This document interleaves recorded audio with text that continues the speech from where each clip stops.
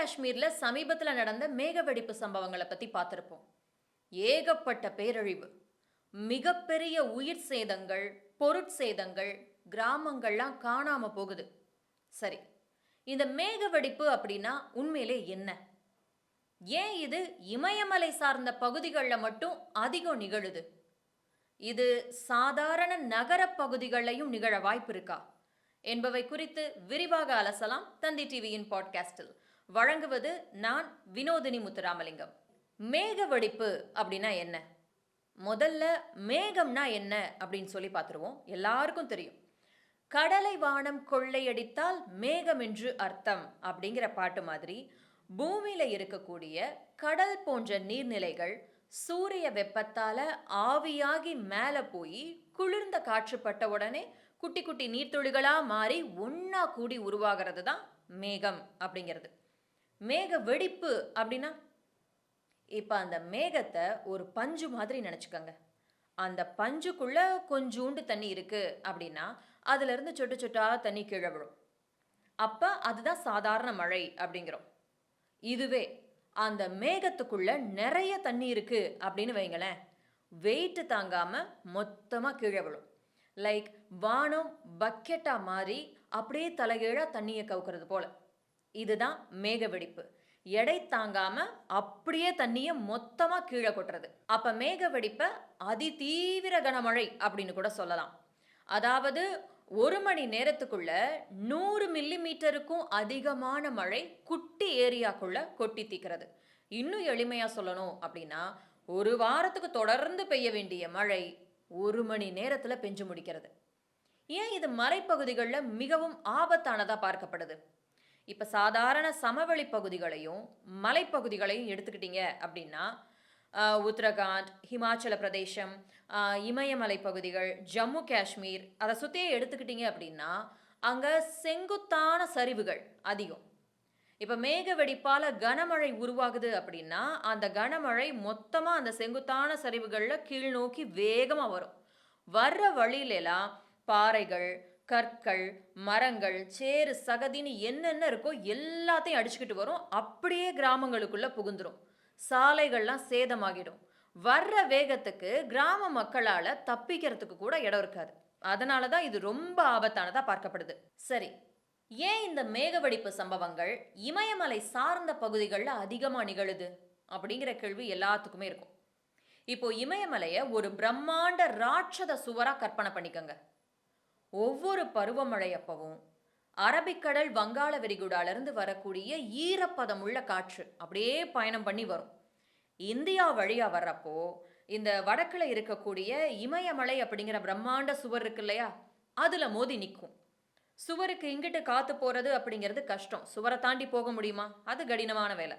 அப்ப என்ன ஆகும்னா அந்த ஈரப்பதம் உள்ள காற்று மேல் நோக்கி பயணிக்கும். இயற்கையோட விதிப்படி மேல போக போக குளிர்ச்சி அதிகமாகும். அப்ப இந்த ஈரப்பதம் உள்ள காற்று மேல போய் குளிர்ச்சி அடைந்து உள்ள இருக்க நீராவிலாம் குட்டி குட்டி நீர்த்துளிகளா மாறி கனமான மேகங்களா உருவாகும். இப்போ இந்த கனமான மேகம் சாதாரண ஒரு பறந்து விரிஞ்ச பகுதியில் உருவாகுது அப்படின்னா பாதிப்பு கம்மியா இருக்கும். பாதிப்பு இருக்கும், ஆனா குறைவா இருக்கும். இப்ப இமயமலையை கற்பனை பண்ணி பாருங்க. அங்க ஃபுல்லா செங்குத்தான சரிவுகள், குறுகலான பள்ளத்தாக்குகள் நிறைந்த பகுதி.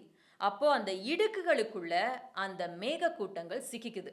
கனமான மேகங்கள் வெயிட் அதிகரிக்க அதிகரிக்க அதால வேற எங்கேயுமே தப்பிச்சு போக முடியாதே அப்படிங்கிறப்ப மொத்தமா கொட்டி தீத்துருது. இப்போ நம்மளே எடுத்துக்கங்க. மனசுல எவ்வளவோ 1008 கவலைகள் இருக்கும், கஷ்டங்கள் இருக்கும். ஆனாலும் அழுதுறக்கூடாது அப்படின்னு சொல்லி ரொம்ப கண்ட்ரோல் பண்ணிக்கிட்டு இருக்கோம். ஆனா இதுவே ஒரு இளையராஜா சார் பாட்டோ, ரஹ்மான் சார் பாட்டோ, இல்லை நம்மளுக்கு வேண்டப்பட்டவங்க யாராச்சும் என்ன அப்படின்னு கேட்டுட்டா போதும், உடனே கண்ணில இருந்து மலமலன்னு தண்ணி வந்துடும். அவ்வளோ தூரம் சேர்த்து வச்ச அந்த கஷ்டங்கள் கண்ணீர் வழியா வெளியில கொட்டிடுவோம். அதே மாதிரி தான் இந்த மேக வெடிப்பும். ரொம்ப அந்த மேகங்கள் கனம் தாங்க முடியாம ஒரு கட்டத்துல மொத்தமா கொட்டி தீத்துறது, அதுவும் ஒரு குட்டி ஏரியாக்குள்ள. இந்தியாலேயே 2 மோசமான மேகவெடிப்பு சம்பவங்கள் நிகழ்ந்துச்சு. 2010 லே பகுதியில் நிகழ்ந்த மேகவெடிப்பு. 2010 ஆகஸ்ட் மாதம் லடாக்ல உள்ள லே பகுதி. அது ஒரு குளிர்ச்சியான பாலைவன பகுதி. 2 மணி நேரத்துல 356 மில்லிமீட்டர் மழை கொட்டி தீத்துச்சு. கிட்டத்தட்ட 200 பேர் இறந்து போயிட்டாங்க. ஏன் இது ரொம்ப பெரிய அதிர்ச்சியா இருந்துச்சுன்னு தெரியுமா? ஏன்னா, அது ஒரு ட்ரையான ஏரியா. அங்க மழை பெய்யும்னு கூட யாரும் எதிர்பார்த்திருக்க மாட்டாங்க. ஆனா, அங்க மேக வெடிப்பு நிகழ்ந்து அவ்ளோ பெரிய ஒரு பாதிப்ப நிகழ்த்திட்டு போயிடுச்சு. அடுத்து கேதார்நாத் மேக வெடிப்பு மற்றும் வெள்ளப்பெருக்கு. 2013ஆம் ஆண்டு ஜூன் மாதம். உத்தரகாண்ட் மாநிலம் கேதார்நாத் கோயில். மேக வெடிப்பால உருவான கனமழை பிளஸ் பனிப்பாறைகள் உருகி உருவான தண்ணி பிளஸ் பனிப்பாறைகளால உருவான ஏரி உடைஞ்சு ஏற்பட்ட மிகப்பெரிய வெள்ளப்பெருக்கு. இது எல்லாம் சேர்ந்து ஒரு பெரிய பேரழிவையே நிகழ்த்திருச்சு அப்படின்னு தான் சொல்லணும். இதுல எத்தனை பேர் இறந்தாங்க தெரியுமா? 5000 6000 பேர் வரைக்கும். ஏன் இது இவ்வளவு பெரிய பாதிப்பை ஏற்படுத்துச்சு? ஏன்னா அது புனித யாத்திரை பயண சமயம். ஏகப்பட்ட யாத்ரீகர்கள், ஆயிரக்கணக்கான பக்தர்கள், சுற்றுலா பயணிகள், மக்கள் அந்த இடத்துல ஒண்ணு கூடியிருந்தாங்க. அப்போ இந்த பேரழிவு ஏற்பட்டதால அவ்வளவு உயிர் சேதங்கள் நிகழ்ந்துச்சு. இப்ப கூட ஜம்மு காஷ்மீர் மாநிலத்துல அடுத்தடுத்து மேகவெடிப்பு சம்பவங்கள். சரி, இந்த மேகவெடிப்பு சம்பவங்கள் இமயமலை பகுதிகளில் மட்டும்தான் நிகழுமா? ஏன் நம்மள மாதிரி சாதாரண மக்கள் வசிக்கக்கூடிய நகர பகுதிகள் லைக் சென்னை, மதுரை இந்த மாதிரி பகுதிகள் எல்லாம் நிகழாதா அப்படிங்கிற கேள்வி எல்லாத்துக்குமே வரும். வாய்ப்பு இருக்கு. ஏன்னா இதுக்கு முன்னாடி அது போன்ற சம்பவங்கள் வரலாற்றில் பதிவாயிருக்கு. 2005 மும்பை 944 மில்லிமீட்டர் மழை 24 மணி நேரத்தில் கொட்டி தீர்த்துச்சு. அதாவது ஒரு வருடத்தில் பெய்ய வேண்டிய மழை ஒரே நாளில் பெஞ்சு முடிச்சது. மும்பையே முடங்கி போச்சு அப்படின்னு தான் சொல்லணும். அடுத்து 2022 பெங்களூர். மேகவெடிப்பு போன்ற ஒரு மழைப்பொழிவு பதிவாகி சில மணி நேரங்களில் பெங்களூரே தத்தளிச்சுது அப்படின்னு தான் சொல்லணும். மக்கள் டிராக்டர்களையும் படகுகளையும் பயணம் பண்ணிக்கிட்டு இருந்தாங்க. இந்த மேகவெடிப்பு சென்னை, டெல்லி, ஹைதராபாத் போன்ற மக்கள் தொகை அதிகம் இருக்கக்கூடிய பகுதிகளில் நிகழுதுன்னு வைங்களேன், பாதிப்பு ரொம்ப மோசமா இருக்கும். ஏன்னு கேளுங்க. இப்போ மலைப்பகுதிகளில் இந்த மேகவெடிப்பு நிகழ்ந்தா அதனால பெய்யக்கூடிய மழை அப்படியே சரிஞ்சு வந்து ஏதோ ஒரு பள்ளமா இருக்க இடத்துல சேருதுன்னு வச்சுக்குவோமே. ஆனா நகரப்பகுதிகளில் அந்த மழை தண்ணியை உறிஞ்சறதுக்கு எங்க மண் இருக்கு? வீட்டுக்கு முன்னாடி தார் ரோடு, சாலைக்கு போனா தார் ரோடு, எங்க பார்த்தாலும் கான்கிரீட் கட்டடங்கள், வானுயர் கட்டடங்கள் அப்படின்னு பெருமையா சொல்லிக்கிறோம். ஆனா அதனால எவ்வளோ பாதிப்பு வருது அப்படிங்கிறத ஏதாவது இயற்கை பேரழிவு வர்றப்பதான் நமக்கு உணர்த்திட்டு போகுது. இப்ப நம்ம வீடுகளே எடுத்துக்கங்களேன். எங்கேயாவது மண் தரையை பார்க்க முடியுதா? மண் தரை இருந்தா கூட மழை நீரையோ இல்ல தேங்கக்கூடிய நீரையோ உறிஞ்சக்கூடிய தன்மை அதுக்கு இருக்கு. எல்லா இடத்தையும் சிமெண்ட் போட்டு அடைச்சு வச்சிட்டோம் அப்படின்னா எப்படி அது தண்ணியை உறிஞ்சும்? சாலைகள் எடுத்துக்கங்க. இப்போ நம்ம சின்ன வயசுல எல்லாம் ரோட்ல போகும்போது சைக்கிளில் போகிறோம் இல்லை வண்டியில் போகிறோம், ஏதோ ஒன்றில் போகிறோம். ஆனால் 2 பக்கமும் பார்த்தீங்கன்னா ஏகப்பட்ட மரங்கள் இருக்கும். பார்க்கவே கண்ணுக்கு குளிர்ச்சியாக இருக்கும். எல்லாமே பலன் தரக்கூடிய மரங்களாக இருக்கும். வேப்ப மரமாக இருக்கலாம், புளிய மரமாக இருக்கலாம், எல்லா மரங்கள்லையும் ஏதோ ஒரு பலன் இருக்கும். இப்பெல்லாம் ஆலமரத்தை பார்க்கறதே ஏதோ அத்தி பூத்த மாதிரி இருக்கு. இனிமே அந்த மாதிரி பலன் தரக்கூடிய மரங்கள்ல எல்லாம் நம்ம ஏதோ வெறும் பூங்காக்கள்ல மட்டும் ஒரு காட்சி பொருளா மட்டும்தான் பார்க்க முடியுமோ அப்படிங்கிற நிலைமை வந்தா கூட ஆச்சரியப்படுறதுக்கு இல்லை. இப்ப வளர்க்கக்கூடிய மரங்கள் எல்லாமே அழகுக்காக வளர்க்குறோம். பார்க்க அழகா இருக்கு, ஆனா அதனால ஏதாவது பயன் இருக்கா?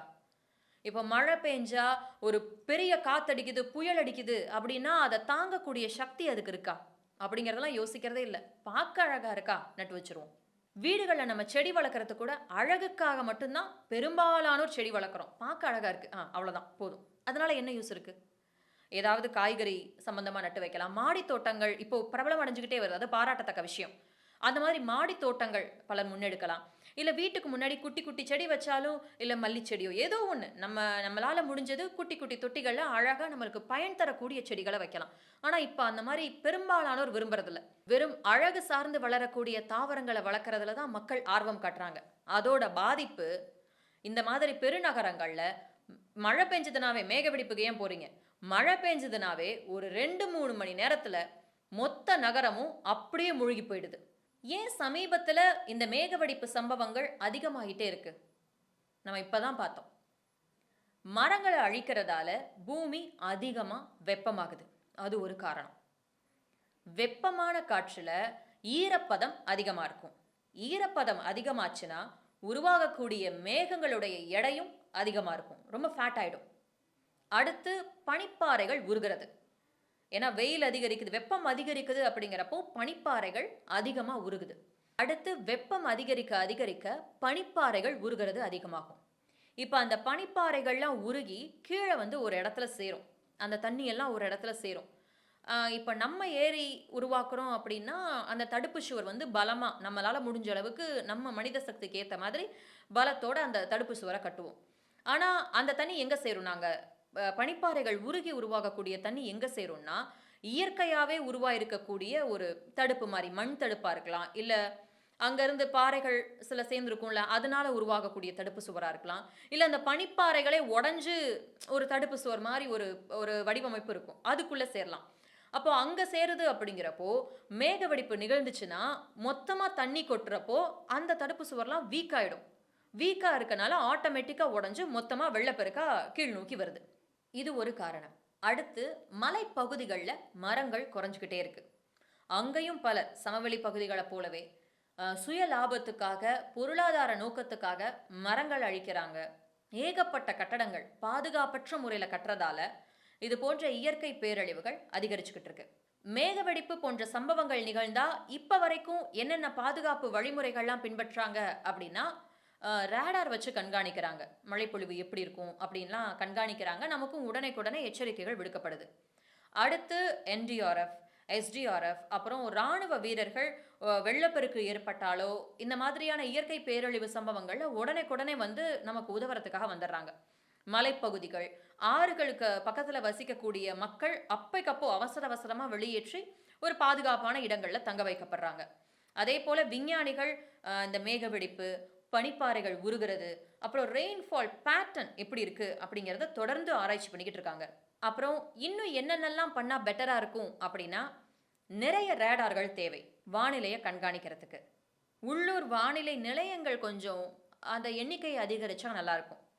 அதே போல இப்போ சாதாரண பகுதிகள்ல, சமவெளிகள்ல கட்டக்கூடிய கட்டடங்கள் மாதிரி இல்லாம, மலைப்பகுதிகள்ல வீடு கட்டுறோம்னாலோ, எந்த ஒரு கட்டடம் கட்டினாலும் கூடுதல் பலத்தோட கட்டணும். அதிக சக்தி வாய்ந்ததா கட்டணும். பாலங்கள் எதுவா இருந்தாலும். மக்களுக்கு பயிற்சி அளிக்கணும். மலைப்பகுதிகள்ல வாழக்கூடிய மக்களுக்கு இந்த மாதிரி மேகவெடிப்பு மாதிரி ஒரு சம்பவம் நிகழ்ந்தா எப்படி அத சமாளிக்கிறது அப்படின்னு அங்க இருக்கக்கூடிய மக்களுக்கும் சரி, சுற்றுலா பயணிகளுக்கும் பயிற்சி அளிக்கணும். அடுத்து இயற்கைய பாதுகாக்கணும். இதுதான் ரொம்ப முக்கியமான விஷயம். மரங்கள வளர்க்கணும், அழிக்கக்கூடாது.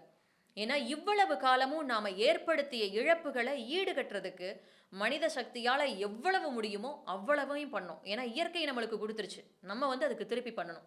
அப்புறம் மலைகள்ல இருக்கக்கூடிய பனிப்பாறைகள், பனிப்பாறைகளால உருவான ஏரி எல்லாத்தையும் தொடர்ந்து கண்காணிச்சுக்கிட்டே இருக்கணும். ஏன்னா மேக வெடிப்பெல்லாம் திடீர்னு நிகழக்கூடிய விஷயம். அப்போ அதை சமாளிக்கக்கூடிய திறன் நம்மளுக்கு இருக்கா அப்படிங்கிறதையும் நம்ம வளர்த்துக்கணும்.